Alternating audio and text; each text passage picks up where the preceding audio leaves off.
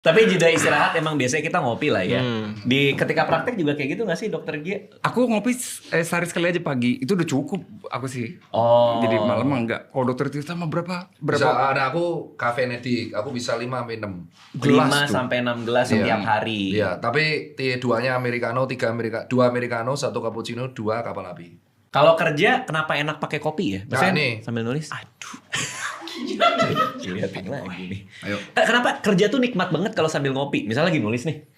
Ngopi, serut, diem dulu, nyium aromanya, nulis lagi. Kenapa begitu nikmat? Aduh. Lanjut ke Dokter Iksan. Dibawa juga tuh tadi adinosin teman-teman. Dititipin. Ayo sekalian. 1, 2, 3. Ya, dimulai. Ya, jadi teman-teman, jadi Bang Adit, intinya kalau misalkan kita ngopi, itu ada semacam zatnya lah di dalamnya yang membuat kita jadi semangat. Nah, zatnya akan dijelaskan oleh Dokter Gia. Udah kita muter aja nih. Nanti ujungnya Tio yang jelasin. Ini yang namanya konsul di IGD kayak gitu. Oh gimana tuh? Kalau di gini gimana tuh? Jadi kalau kita nggak tahu, ya saya akan konsul ke dokter yang lebih tahu. Karena dokter jaga pasti ke kepala IGD. Kalau nggak tahu baru ke spesialisasi yang ditunjuk. Atau tahu tapi mau lebih mastiin lagi. Tepat. Gimana Dokter Gia? Kenapa kalau saya Tos nulis dulu bang. itu minum kopi itu lebih mantep gitu rasa kerjanya? Iya, jadi ada molekul namanya adenosin, ada namanya kafein. Nah, cara kerjanya minta tolong Dokter Tirta boleh? Boleh sampai keluar nanti. Soalnya biasanya kalau di lapangan, yang menjelaskan itu orang lapangan banget, Bang. Iya. Gimana tuh? Kok bisa 5 gelas itu gimana? Iya. Cara kerjanya. Itu skripsi saya emang. Tuh. Iya. Itu skripsi saya.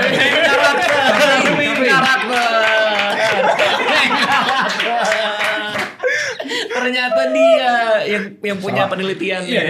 Ya jadi Penjelasannya. kalau Kak ternyata itu aku lakuin skripsi itu 2013 itu sebagai syarat buat esketnya. Oke. Terus di RCT dan yang ku teliti kebetulan itu Kafein. Ya saat itu kopi instan robusta. Terus kita bandingin sama yang decaffeinated. Oke. Ternyata di dalam kopi itu nggak hanya ada kafein tapi ada banyak banget zat. Salah satunya asam klorogenik. Itu yang membuat akhirnya si kopi dari berbagai macam ratus zat itu aromanya jadi khas. Oh. Itu yang pertama. Terus kedua, efeknya mereka tuh memang 3. Dia menaikin si tekanan darah sistolik sama memicu aktivitas parasimpatis. Cara ngeceknya itu kita lewat cold pressure test saat itu. Jadi habis minum kopi, sebelum minum kopi dicek tensinya, terus suruh Harvard step up test. Apa tuh? Yang naik turun. Terus habis itu setelah itu dikasih perlakuan minum kopi setiap hari.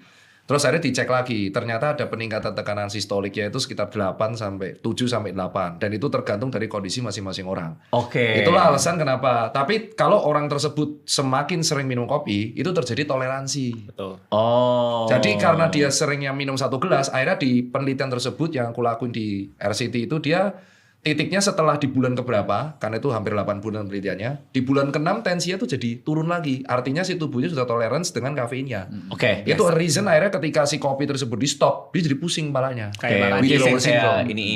Ya dari situlah si kopi itu ternyata kalau dia minum sampai dari jurnal itu 5 espresso per hari, itu belum bisa menentukan beresiko apapun, tapi terjadi tolerance ke saraf simpatisnya sama ke tensinya, sistoliknya. Tapi di atas 5 espresso itu baru bisa kronis, bisa prehipertensi. Oh, artinya batasnya di 5 espresso lah Iya, ya. dan salah satu impactnya itu memang itu yang membuat si kopi tersebut ciri khasnya beda-beda. Kalau dia kebanyakan acid, aromanya jadi seperti apa? Kalau kebanyakan ini jadi apa? Itulah alasan kenapa setiap biji kopi mengandung aroma berbeda.